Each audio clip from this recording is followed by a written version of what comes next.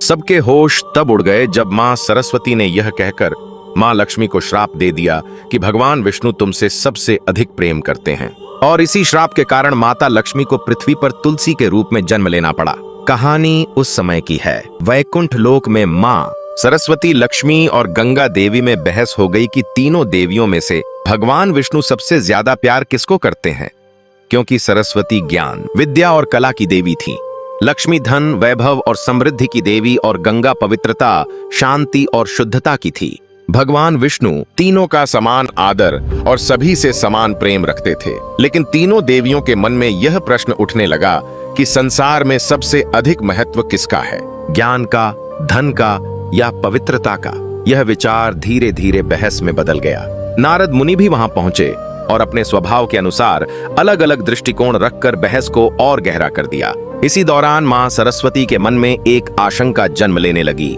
उन्हें लगा कि भगवान विष्णु का ध्यान अब ज्ञान से अधिक धन और पवित्रता की ओर जा रहा है। कभी कभी विष्णु का गंगा के प्रति विशेष स्नेह देखकर सरस्वती के मन में ईर्ष्या और असुरक्षा उत्पन्न हो गई। उन्हें लगा कि ज्ञान का महत्व कम होता जा रहा है।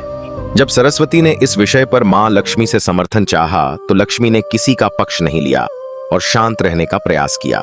लेकिन यही शांत रहना ही मां सरस्वती को धोखे जैसी लगी।